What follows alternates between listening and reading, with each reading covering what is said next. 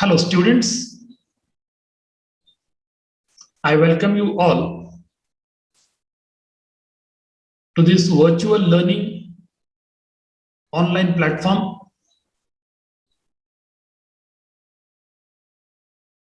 In the previous class, we started discussing ambiguity in English.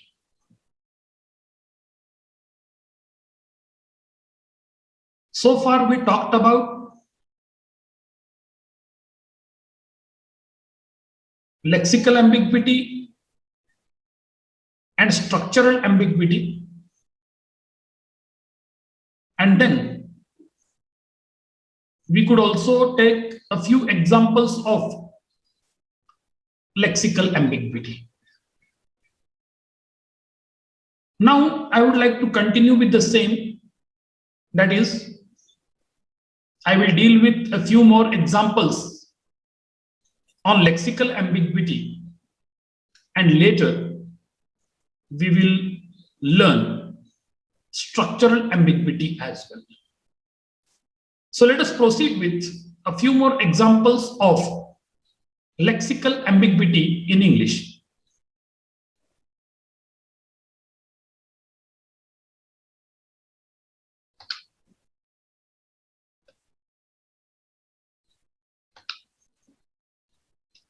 Let us look at this sentence. Modern English language. The moment you utter this phrase, it actually creates a confusion in the mind of the listener or the reader. Because these three words can have two different meanings. Modern English structure. The first meaning that you can derive from these three words is English language, which is modern, means the language is modern. You are talking about the modernity of language, right? But at the same, when you have a different look at this noun phrase, you will get another meaning also. Now you see, modern English language, it means language that of modern English, not of old English. It means English is modern. In the first case, we said language is modern. In the second case, we are saying English is modern. And that's why this noun phrase has an ambiguity within. Similarly, you have this kind of combination also. The statue of Mahatma Gandhi. See, this noun phrase also gives you a couple of meanings. When you try to analyze it, you will find that the obvious meaning that you get is the statue as an artifact is possessed by Mahatma Gandhi. As Mahatma Gandhi had so many articles, so many goods, so many things, so many artifacts that he had in his possession, and one of them is the statue, one particular statue. So the statue of Mahatma Gandhi, it indicates the possession of a statue by Mahatma Gandhi. But when you have a next view or the second view of the same noun phrase, that is the statue of Mahatma Gandhi, you will get another meaning also. Okay, we get a number of statues in different squares, in different cities and towns. So likewise, there is a statue and that reflects Mahatma Gandhi's persona. It means Mahatma Gandhi's personality, Mahatma Gandhi's persona is reflected over there on the statue, and that's why that particular statue which is erected there in the middle of the square is also said like this, the statue of Mahatma Gandhi. So likewise, you can get a couple of meanings there. Then you have one more very interesting phrase here, or I would say sentence here. Our business is growing. It's a complete sentence. Our business is growing. See, you have a couple of meanings of this expression. When you say our business is growing, in the first context, it means our business is growing and showing the upward growth. So the word grow indicates the vertical growth, the upward growth of the business. We have our own business, and that is showing the upward growth. And that's why this statement is made. Our business is growing. But now you see, when you have a second look at the same sentence, it will give you a different meaning. The second meaning is, we are farmers. We are agriculturists. And of course, what is our business? Our business is to grow crops in our fields. So the meaning will be like this. We are farmers, hence growing crops is our business. Okay, we are not doing any other business. We are not doing business in the market. We don't have a shop as such. We don't have any mall as such. But what is our business? Our business is growing. Here, the word growing gives you the meaning that growing crops in the fields itself is our business. So in the first case, growing is indicated as upward growth. In the second context, the same word growing is giving you the meaning of growing crops, cultivating crops, taking crops in your fields. And this way, it is said like our business is growing. Then you have one more sentence on your screen. It's very interesting. Visiting relatives can be boring. But I think many number of people really like it very much.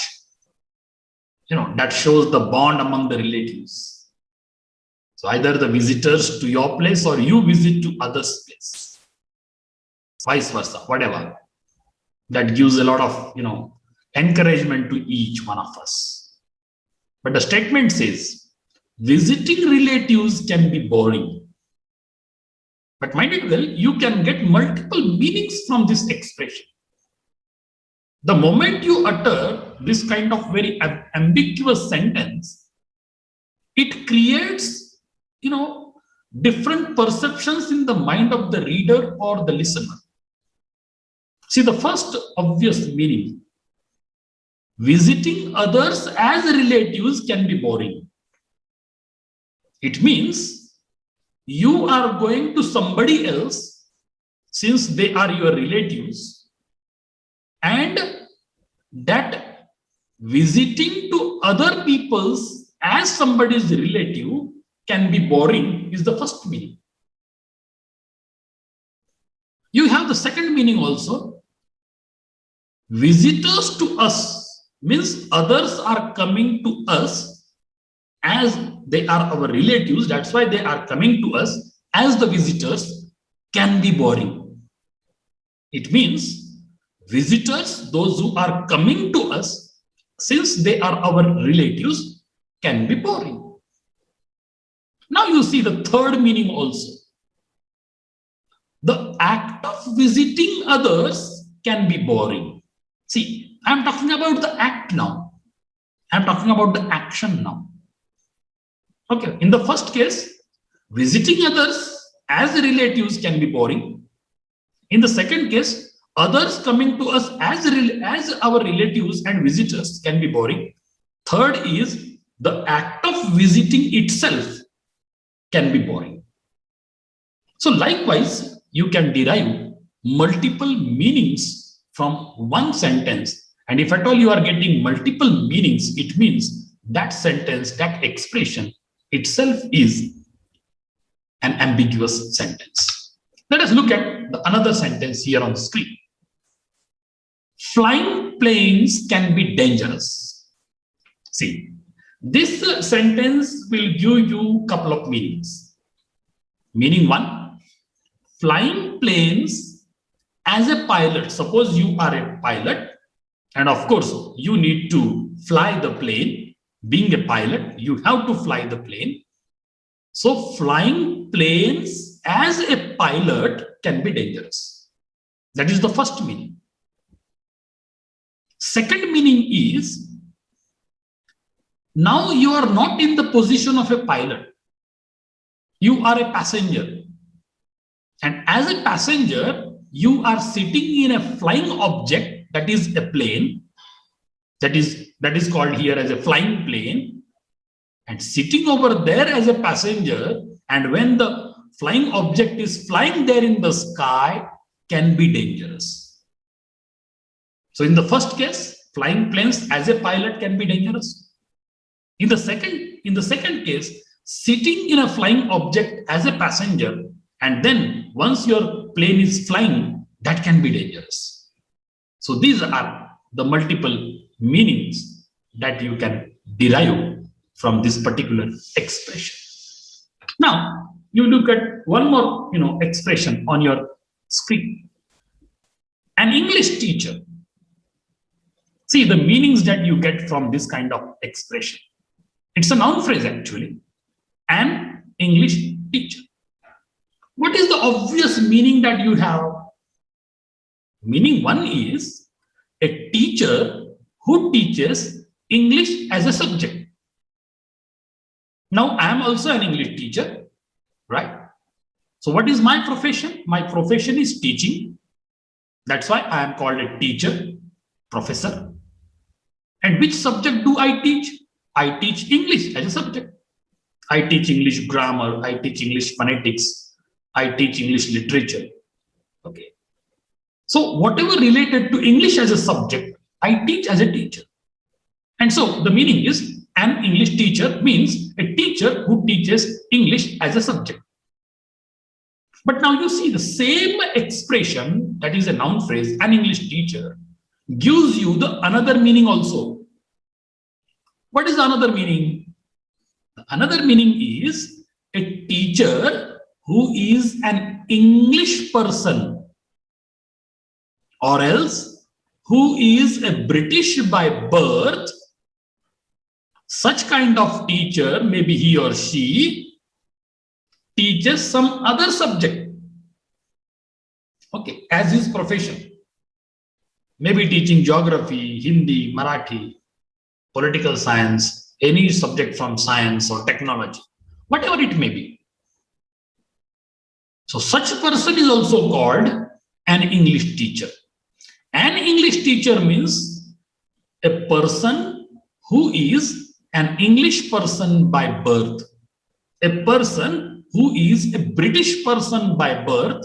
Such person, if at all adopted, teaching as a profession, so such kind of teacher will also called an English teacher, right?